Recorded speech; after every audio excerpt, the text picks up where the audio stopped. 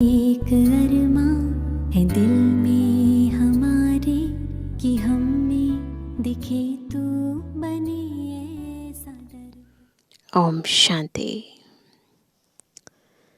शिव बाबा परम शिक्षक, परम सतगुरु, परम पिता है, रूहानी सर्जन भी है और हमारा साजन भी है।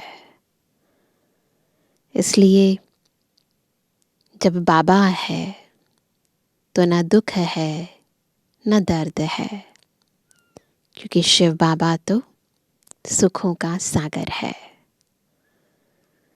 और यदि बाबा की याद है तो इसका मतलब स्वयं की भी याद है।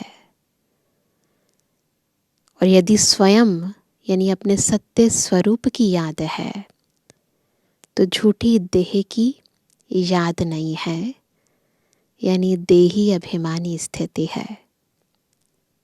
इसलिए यदि इस दुनिया में कर्म करते, संबंध में आते दुख होता है, दर्द होता है, रोना आता है, अफसोस होता है, तो यानी हम अभी देही अभिमानी बने नहीं हैं।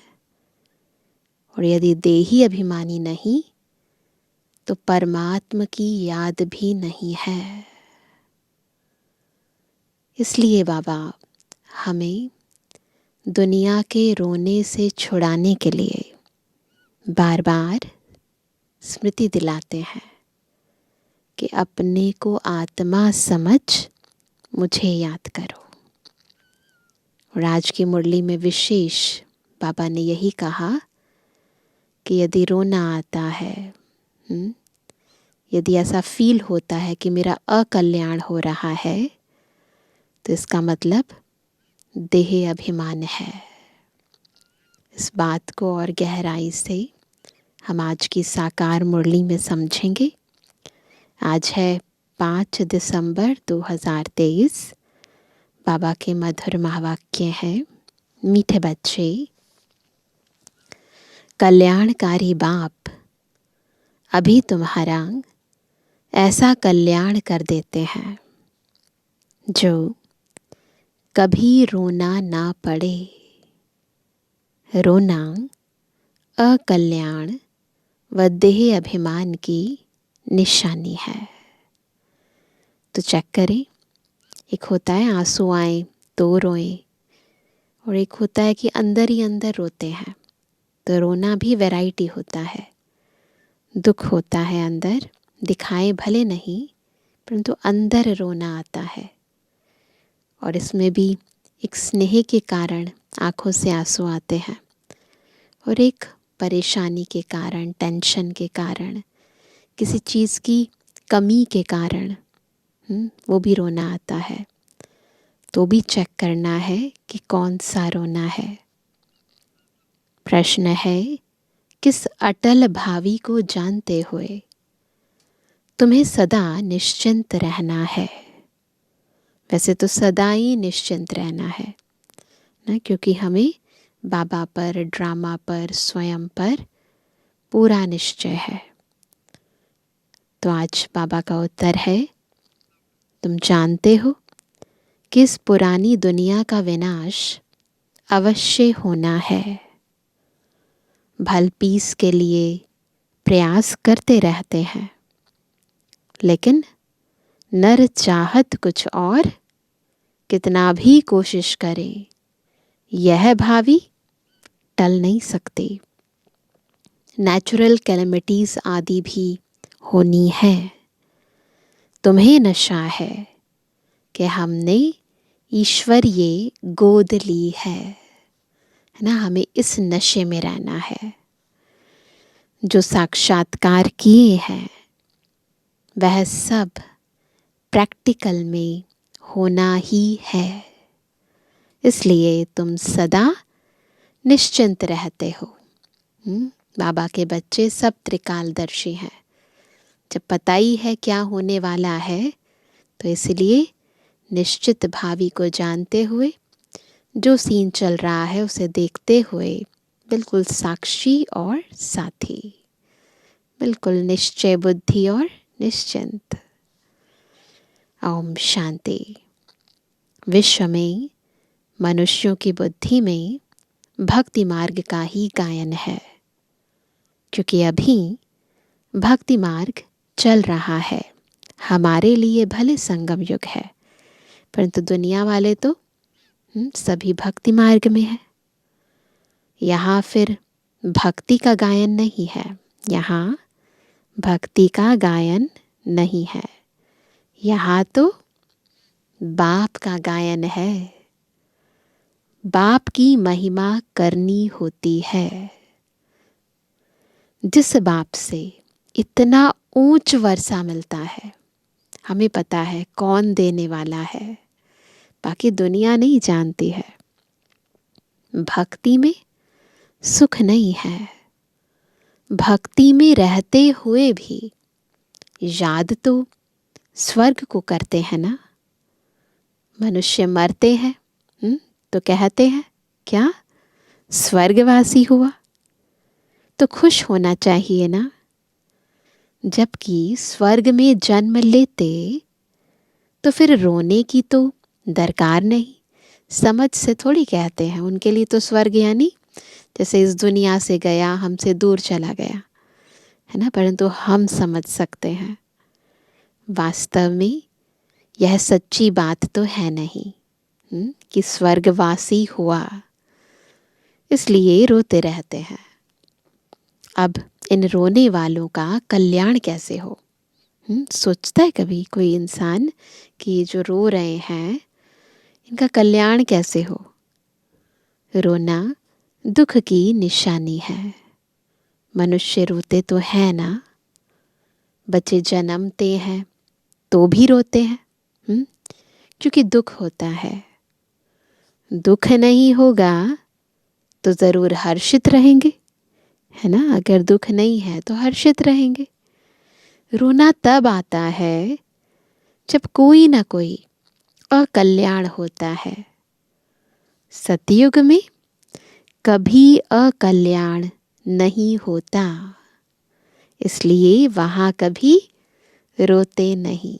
कलयुग में रोते हैं। कोई मरता है तो भी रोते हैं, बच्चा जन्मता है तो भी रोते हैं, क्योंकि जन्मने में भी अकल्याण है और मृत्यु में भी अकल्याण ही हो रहा है। तो इसलिए सतयुग में ही केवल हम सदा हर्षित रहते हैं। तो बाबा कहते अकल्याण की बात ही नहीं होती सतयुग में। यहाँ कभी कमाई में घाटा पड़ता है या कभी अन्न नहीं मिलता तो दुखी होते हैं, दुख में रोते हैं, भगवान को याद करते हैं कि आकर सभी का कल्याण करो। अगर सर्वव्यापी है, भगवान को बुलाते हैं ना, तो अगर वो भगवान सर्वव्यापी है तो किसको कहते हैं? कल्याण करो। आप में भी है, हम में भी है, बुला किसको रहे हैं? सब जगह है ना। परम पिता परमात्मा को सर्वव्यापी मानना बड़े से बड़ी भूल है।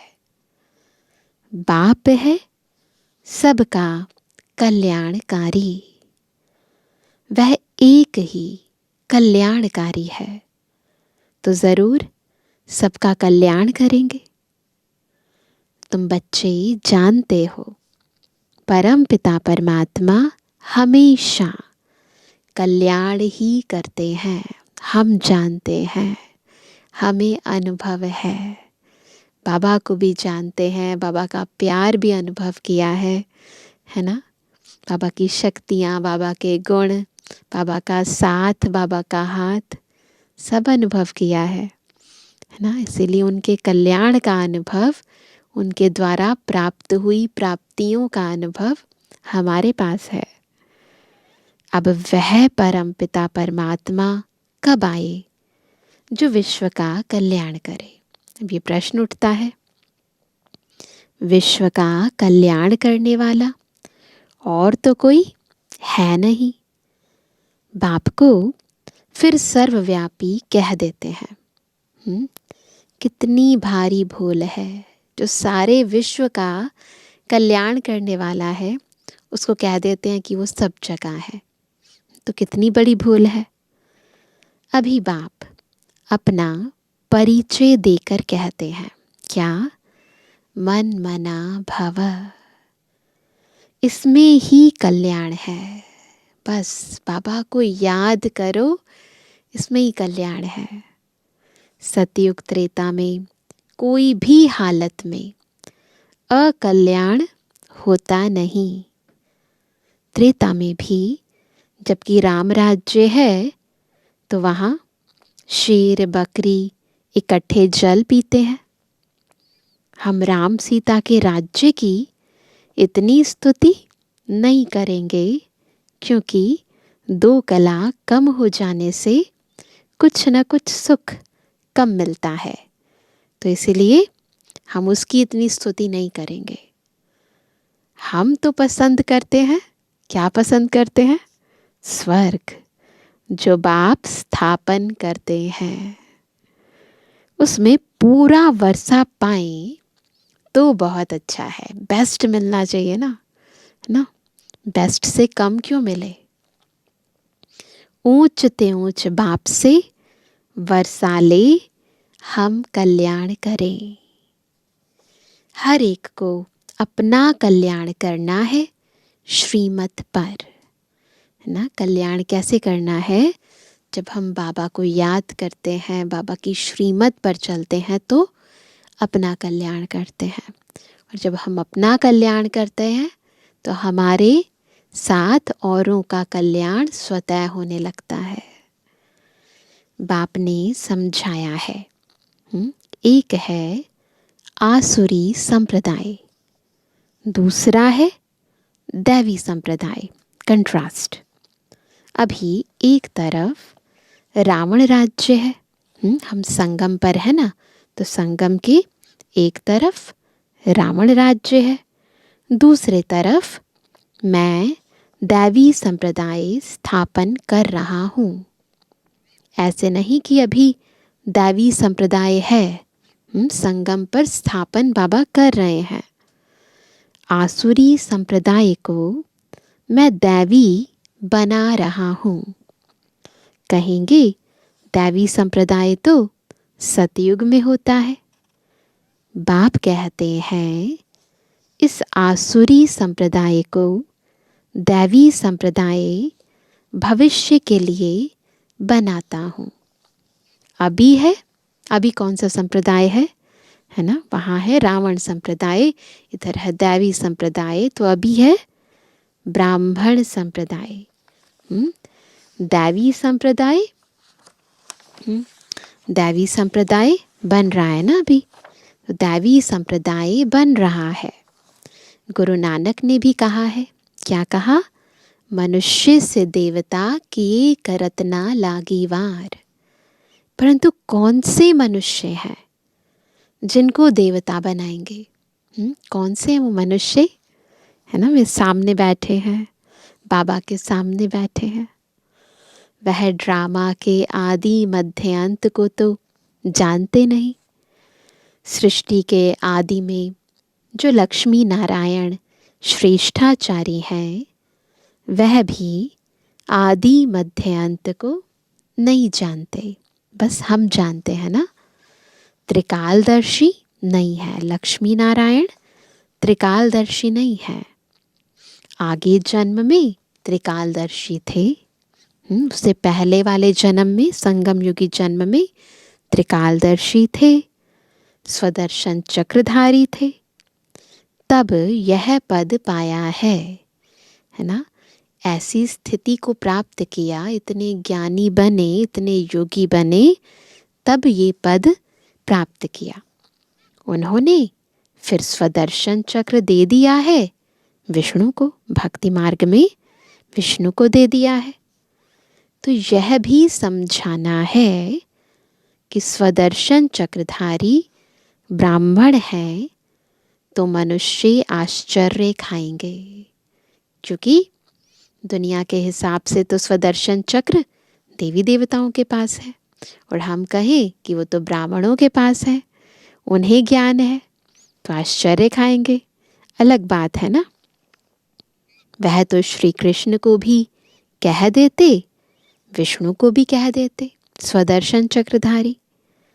यह तो जानते नहीं कि विष्णु के 2 रूप लक्ष्मी नारायण हैं। हम भी नहीं जानते थे, हमें भी जब ज्ञान नहीं था तो हम भी कहाँ जानते थे। मनुष्य तो हर बात में कह देते हैं भावी।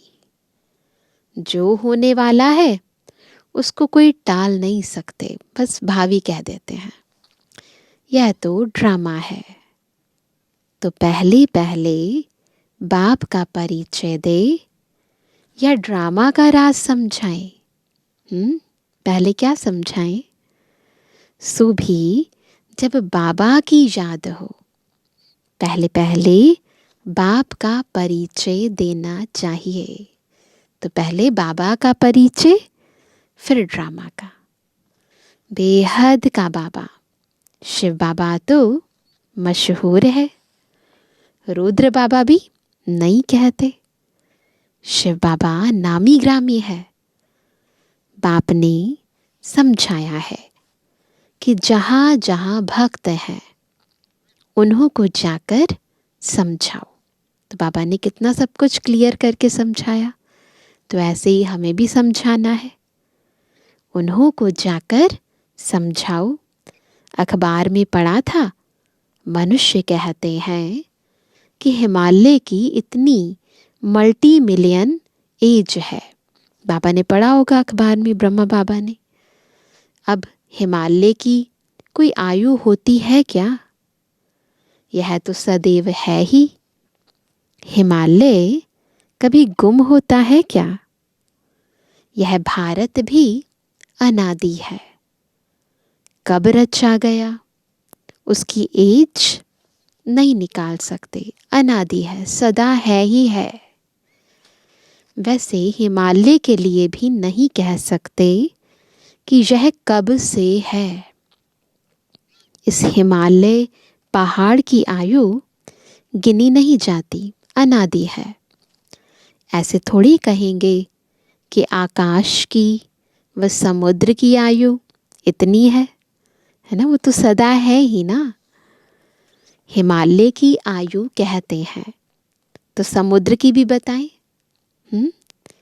कुछ भी जानते नहीं।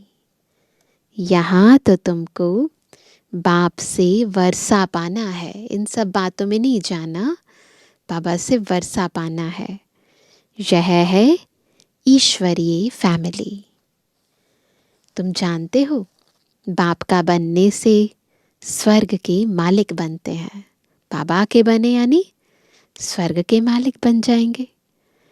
एक राजा जनक की बात नहीं, केवल उनको जीवन मुक्ति नहीं मिली है ना। हर वो बच्चा जिसने बाबा को जाना पहचाना, सबको मुक्ति, जीवन मुक्ति मिली। जीवन मुक्ति में अथवा राम राज्य में तो बहुत होंगे ना, सबको जीवन मुक्ति मिली होगी। तुम सेकंड में मुक्ति, जीवन मुक्ति पाने के पुरुषार्थी हो। बच्चा बने हो, मम्मा बाबा कहते हो, जीवन मुक्ति तो मिलेगी ना। बाबा को जाना पहचाना, दिल से कहा मेरा बाबा, तो जीवन मुक्ति अधिकार है। तो बाबा कहते, समझ सकते हैं प्रजा तो ढेर की ढेर बनती जाती है, दिन प्रतिदिन प्रभाव तो निकलना है ना। यह धर्म की स्थापना करना बड़ी मेहनत है। वह तो ऊपर से आकर स्थापना करते हैं, उनके पिछाड़ी ऊपर से आते जाते हैं दूसरे धर्म की आत्माएं, है ना, ऊपर से फिर आती जाती हैं। पहले धर्म स्थापक आते हैं। यहाँ तो एक एक को राज्य भाग्य पाने का लायक बनाना पड़ता है। ना, यहाँ पर तो पुरुषार्थ करना पड़ता है ना, उन्हें पुरुषार्थ नहीं करना पड़ता। लायक बनाना बाप का काम है। जो मुक्ति, जीवन मुक्ति के लायक थे, सबको माया ने क्या किया? नालायक बना दिया है। 5 तत्व भी नालायक बने हैं। फिर लायक बनाने वाला कौन? बाप है। तुम्हारा अभी सेकंड सेकंड जो पुरुषार्थ चलता है, समझते हैं कल्प पहले भी फलाने ने ऐसा ही पुरुषार्थ किया था। ड्रामा हूबहू रिपीट हो रहा है। कोई आश्चर्यवत भागंती हो जाते हैं, फारकती दे देते हैं, प्रैक्टिकल देखते रहते हैं। यह भी समझते हैं विनाश सामने खड़ा है। ड्रामा अनुसार सबको एक्ट में आना है। नर चाहत कुछ और, वह चाहते हैं पीस हो, परंतु भावी को तुम बच्चे जानते हो, हम जानते हैं कि क्या होने वाला है।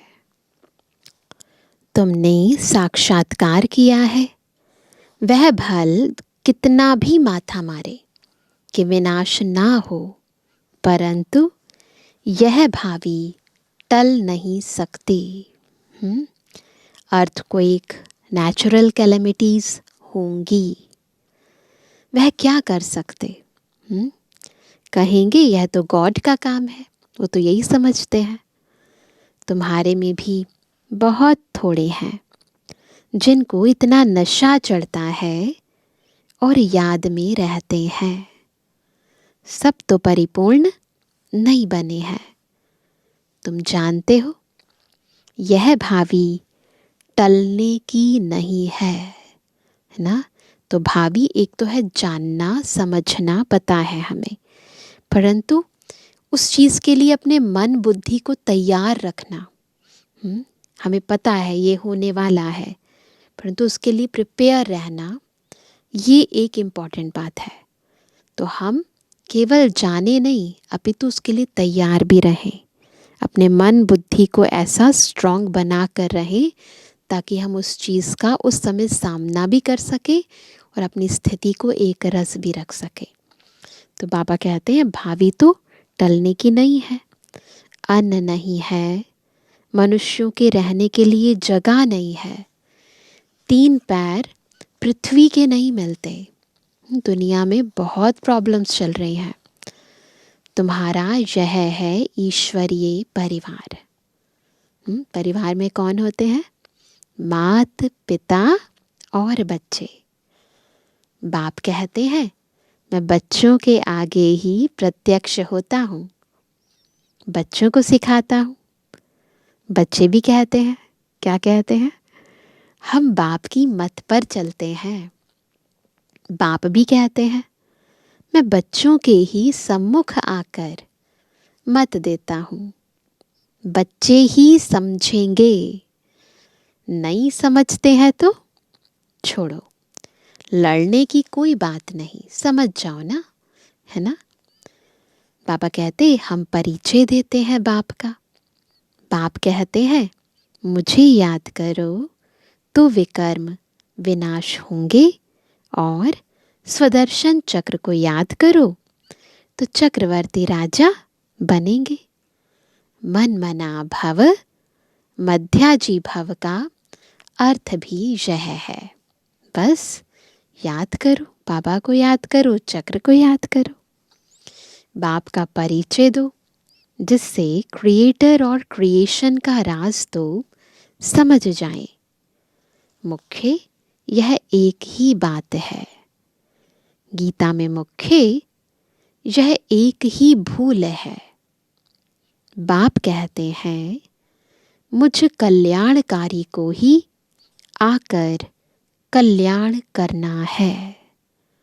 बाकी शास्त्रों से कल्याण हो नहीं सकता। पहले तो सिद्ध करना है क्या?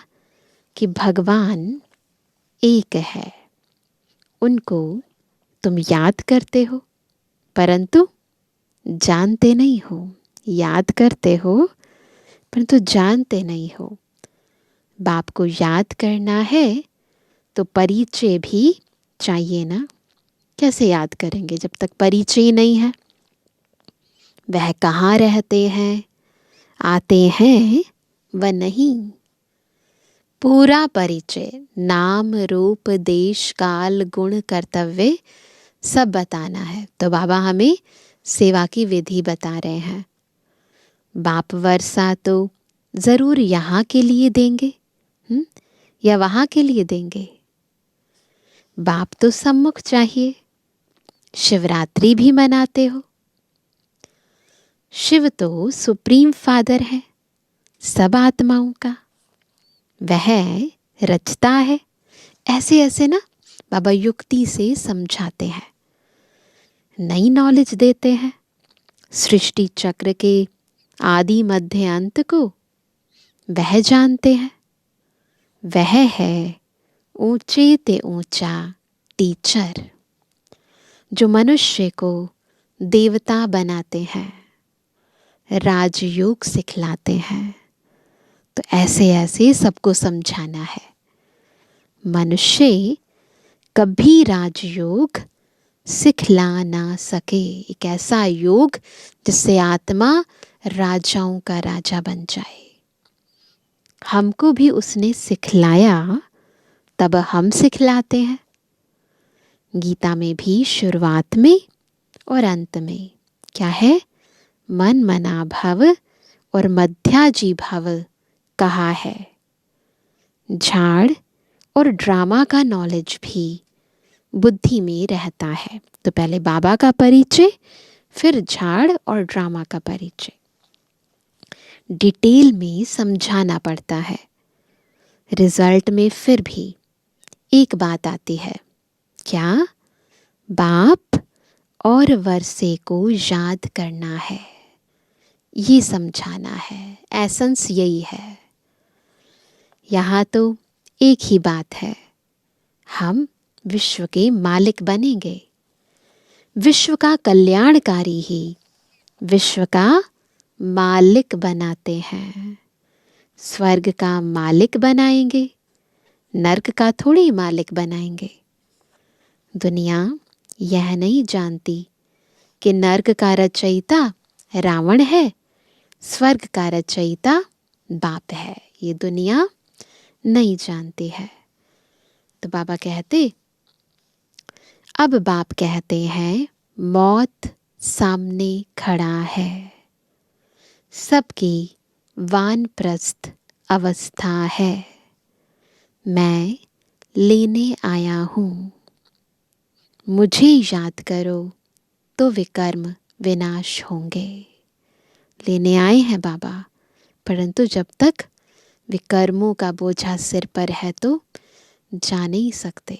तो इसलिए बाबा को याद करना है, विकर्म विनाश करने हैं, तब हम बाबा के साथ वापस घर जा सकेंगे। आत्मा मैली से शुद्ध हो जाएगी, फिर तुमको स्वर्ग में भेज देंगे। कितना सिंपल है, खुद भी समझ सकते हैं और समझा भी सकते हैं। यह निश्चय बुद्धि से किसको समझाना है। तोते मुआफिक नहीं, ऐसे नहीं कि रटा हुआ है और ऐसे सुनाते जा रहे हैं। नहीं, पहले बुद्धि में स्वयं निश्चय होना चाहिए, फिर जब उस अथॉरिटी से बोलेंगे ना तो वो भी समझेंगे। निश्चय बुद्धि को फिर रोने की व देह अभिमान में आने की बात नहीं रहती। देह अभिमान बहुत गंदा बना देता है। बुद्धि में निश्चय है ना तो बॉडी कॉन्शियसनेस में आने की ज़रूरत नहीं होती। अब तुम देही अभिमानी बनो। शरीर निर्वाह अर्थ कर्म करो। वह तो कर्म सन्यासी बन जाते हैं। यहाँ तो तुमको क्या करना है? गृहस्थ व्यवहार में रहना है, बच्चों को संभालना है। बाप को और चक्र को जानना तो बहुत सहज है। तो कोई भी संबंध से ऐसे बाहर से नाता नहीं तोड़ना, परंतु हाँ, बुद्धि का योग बाबा से ज़रूर जोड़ना है। और जो भी संबंध है सबसे तोड़ निभाने हैं। बाप को कितने बच्चे हैं, फिर उनमें कोई सपूत है, कोई कपूत है, नाम बदनाम करते हैं, काला मुंह कर देते हैं। बाप कहते हैं, क्या कहते हैं? काला मुंह नहीं करो, यानी बाबा का नाम बदनाम नहीं करो। बच्चा बन और फिर काला मुंह करते हो, कुल कलंकित बनते हो। इस काम चिता से तुम सांवरे बने हो। काम चिता पर थोड़ी जल मरना है, हल्का नशा भी नहीं होना चाहिए। चेक करना है, हल्का नशा भी नहीं होना चाहिए। सन्यासी आदि अपने फॉलोअर्स को ऐसे थोड़ी कहेंगे, वो नहीं कहेंगे ऐसे कि ऐसे काम चिता पर नहीं चलो, हल्का नशा भी नहीं होना चाहिए। तो पवित्रता पर वो ऐसे नहीं बोलेंगे। तो बाबा कहते हैं वह रियलिटी में नहीं है, यानी वो रियलिटी में फॉलो नहीं करते। सन्यासी को बोलते हैं कि हम फॉलोअर्स हैं, परंतु वो रियलिटी में नहीं है। बाप तो सबको सच्ची बातें समझाते हैं। बाप कहते हैं मुझे याद करो। तुमने गारंटी की है, बाबा आपकी मत पर चल हम स्वर्गवासी बनेंगे। पूरा फॉलो करने के लिए हमने बाबा को गारंटी की है, प्रॉमिस किया है। बाप कहते हैं बच्चे, फिर विषय गटर में गिरने का ख्याल क्यों करते हो? तुम बच्चियां जब ऐसी मुरली चलाओ तो कहेंगे ऐसा ज्ञान तो हमने कभी सुना नहीं। ऐसा ज्ञान कोई और सुना नहीं सकता। भले गीता में कहते हैं काम महाशत्रु है, परंतु इतनी अथॉरिटी से, है ना, पवित्रता के ऊपर जोर और कहीं नहीं दिया जाता। मंदिर के हेड्स को पकड़ना चाहिए, चित्र ले जाना चाहिए। यह त्रिमूर्ति झाड़ दिलवाला के ही चित्र है। ऊपर में दैवी झाड़ खड़ा है, बाकी दैवी झाड़ जो पास्ट हो गया वह दिखाते हैं। ऐसी सर्विस कोई करके दिखाए तब बाबा महिमा करे। इसने तो कमाल की है, तो बाबा चाहते हैं ऐसी सर्विस करें। जैसे आज बाबा ने किनको याद किया? रमेश शाह भाई साहब को।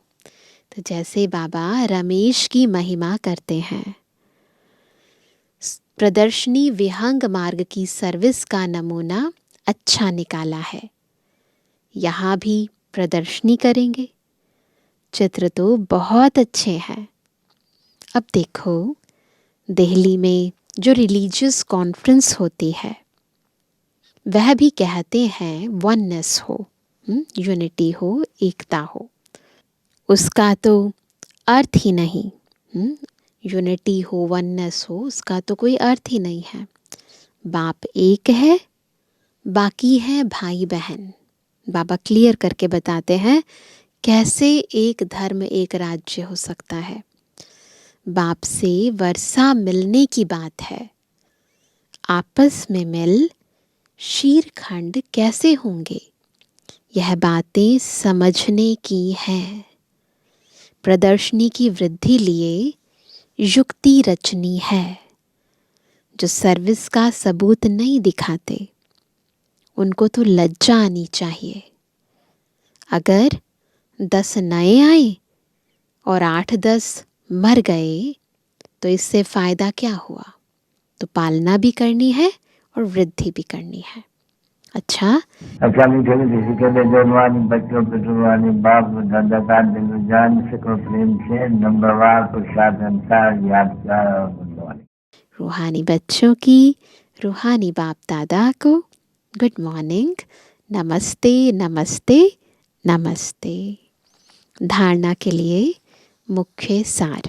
पहला, शरीर निर्वाह अर्थ काम करते देही अभिमानी रहने का अभ्यास करना है। किसी भी परिस्थिति में, कुछ भी हो जाए ना, किसी भी परिस्थिति में रोना व देह अभिमान में नहीं आना है ना। तो पहली बात, देही अभिमानी रहने का अभ्यास करना है। दूसरा, किसी भी हालत में देह अभिमान में नहीं आना है, रोना नहीं है। सेकंड पॉइंट, श्रीमत पर अपना और दूसरों का कल्याण करना है। सपूत बन बाप का नाम बाला करना है। आज का वरदान है, व्यर्थ संकल्पों को समर्थ में परिवर्तित कर सहज योगी बनने वाली समर्थ आत्मा भव। कैसे बनेंगे सहज योगी और समर्थ आत्मा? जब व्यर्थ संकल्पों को समर्थ में परिवर्तित करेंगे। कई बच्चे सोचते हैं कि मेरा पाठ तो इतना दिखाई नहीं देता। सोचता है कोई ऐसे? योग तो लगता नहीं, अशरीरी होते नहीं। यह है व्यर्थ संकल्प। इन संकल्पों को परिवर्तित कर समर्थ संकल्प करो। क्या? कि याद तो मेरा स्वधर्म है, मैं ही कल्प कल्प का सहज योगी हूँ। मैं योगी नहीं बनूंगा तो कौन बनेगा? कभी ऐसे नहीं सोचो कि क्या करूं, मेरा शरीर तो चल नहीं सकता, यह पुराना शरीर तो बेकार है। नहीं, वाह वाह के संकल्प करो, कमाल गाओ इस अंतिम शरीर की, तो समर्थी आ जाएगी हमेशा, है ना। ऑप्टिमिस्टिक रहना है, कभी भी नेगेटिव वेस्ट नहीं सोचना है। तो बाबा हमें सारी दुनिया का आधार मूर्त बनाते हैं, तो हमें भी सबसे पहले अपने अंदर हमेशा सामर्थ्य, हर बात में पॉजिटिव ऐसी स्थिति होनी चाहिए। स्लोगन है, शुभ भावनाओं की शक्ति दूसरों की व्यर्थ भावनाओं को भी परिवर्तन कर सकती है। कौन सी शक्ति? शुभ भावनाओं की शक्ति। तो आज सभी क्या होमवर्क करेंगे? रोना नहीं है तो उसके लिए देही अभिमानी स्थिति का अभ्यास करना है ना। कैसे अभ्यास करेंगे? शरीर में रहते अपने को शरीर का मालिक देही समझकर हर कर्म करेंगे। साथ साथ कोई ना कोई एक स्वमान ज़रूर स्मृति में रहे, जैसे मैं मास्टर सर्वशक्तिमान हूँ ना, मैं बाबा का दिल तख्त नशीन बच्चा हूँ, मैं मास्टर प्रेम का सागर हूँ, मैं मास्टर सुख सागर हूँ। तो एक तो देही कि मैं शरीर का मालिक हूँ, और दूसरा फिर अभिमान यानी कोई ना कोई स्वमान। तो इस स्थिति का अभ्यास हम बीच बीच में करेंगे। अच्छा, ओम शांति।